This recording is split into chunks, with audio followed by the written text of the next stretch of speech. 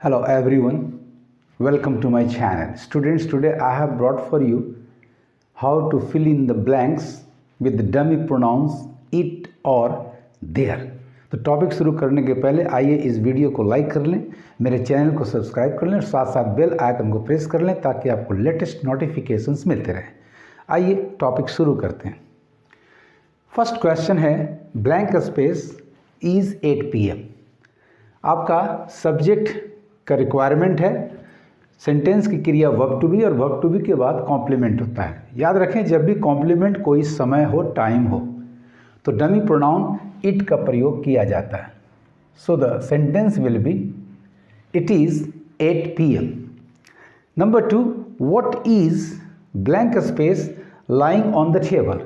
जब भी सवाल व्हाट का हो और सब्जेक्ट वर्ड का रिक्वायरमेंट हो और यदि कॉम्प्लीमेंट की जगह पर यदि सब्जेक्ट वर्ड के बाद एडवर्ब ऑफ प्लेस हो ऑन द टेबल तो डमी प्रोनाउन देयर होता है। लेकिन यदि उसके साथ कोई पार्टिसिपल लगा हुआ हो तो ये एक एडजेक्टिव फ्रेज हो जाता है। किसी भी एडजेक्टिव फ्रेज या एडजेक्टिव क्लाउज का एंटीसीडेंट कभी भी डमी प्रोनाउन देयर नहीं हो सकता। अतः ऐसी स्थिति में हम देयर को रिप्लेस करके डमी प्रोनाउन इट का प्रयोग करेंगे।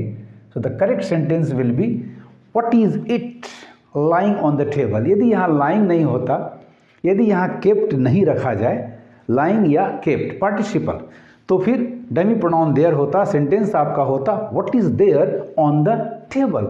But since we have a participle here, lying is a participle, so the right dummy pronoun will be it. The sentence what is it lying on the table will be the correct one.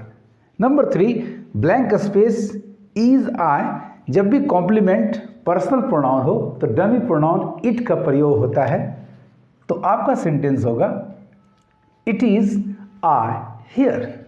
Number 4, how far is blank space correct to say. जब भी complement आपका adjective हो तो dummy pronoun it का प्रयोग करना है। So correct sentence आपका होगा how far is it correct to say. Number 5, who is blank space there. आपका सब्जेक्ट वर्ड का रिक्वायरमेंट है।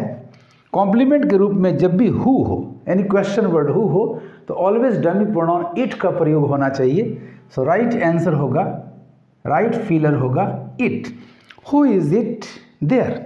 नंबर 6, ब्लैंक स्पेस इज ही।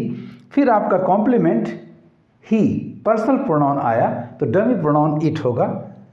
सो आपका फिलर डमी प्रोनाउन इट हुआ। It is he who did it. Number 7, blank space is Monday. Complement जब भी proper noun हो, time का नाम हो, डे हो, मंथ हो, ईयर हो, तो हमेशा डमी प्रोनाउन इट का प्रयोग होना चाहिए। तो करेक्ट सेंटेंस आपका होगा it is Monday today.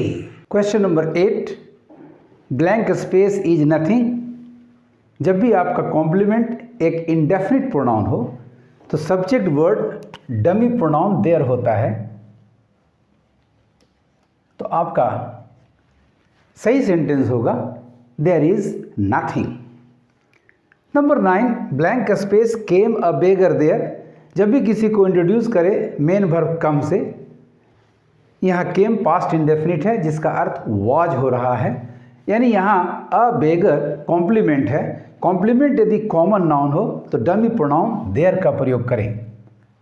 So correct sentence आपका होगा students there came a beggar there. It means there was a beggar there. Number 10, blank space place a lovely smile on her lips. जब भी किसी के nature, किसी के character को introduce करते हैं क्रिया प्ले से, तो इसका अर्थ प्रेजेंट टेंस में ईज होता है। यहाँ ये ईज के बराबर है, कॉम्प्लीमेंट है अ लवली स्माइल यानी कॉमन नाउन, तो डमी प्रोनाउन देयर का प्रयोग करना है। सो राइट आंसर होगा आपका there places a lovely smile on her lips. It means there is a lovely smile on her lips. Number 11, what is blank space on the table. जब भी आपका question word what complement हो, subject word का requirement हो और उसके बाद adverb of place हो, on the table, there is no participle here, तो डमी प्रोनाउन देयर का प्रयोग होना चाहिए। तो राइट आंसर आपका होगा there. What is there on the table. Number 12 में blank space is certain, complement जब भी कोई एडजेक्टिव हो तो डमी प्रोनाउन इट का प्रयोग करें। It is certain that he will come. Number 13 blank space are two boys, complement यदि कॉमन नाउन है तो डमी प्रोनाउन देयर का प्रयोग होना चाहिए। Hence the right filler will be there are two boys there. Number 14 is blank space anything, जब भी complement आपका इंडेफिनिट प्रोनाउन हो तो डमी प्रोनाउन देयर का प्रयोग होना चाहिए। सो राइट फिलर होगा आपका is there anything that I can do for you. Question number 15 how far is blank space to the station from here, जब भी सवाल हाउ फार से शुरू करे यानी सब्जेक्ट वर्ड डिस्टेंस पर सवाल करता हो तो डमी प्रोनाउन इट का प्रयोग होना चाहिए।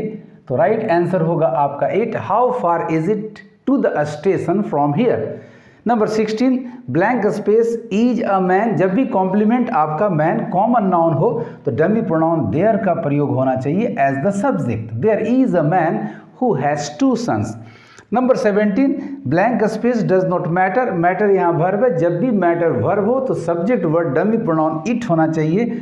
यदि मैटर वर्ड नाउन है तो फिर डमी प्रोनाउन देयर का प्रयोग करेंगे। There is no matter, it does not matter. Number 18 blank space rain heavily, जब भी मौसम की बात करें, रेन आपका वर्ब हो, ब्लो आपका वर्ब हो और हवा की बात कर रहे हैं तो डमी प्रोनाउन इट सब्जेक्ट होता है। तो राइट आंसर इट होगा, इट रेन्ड हैविली।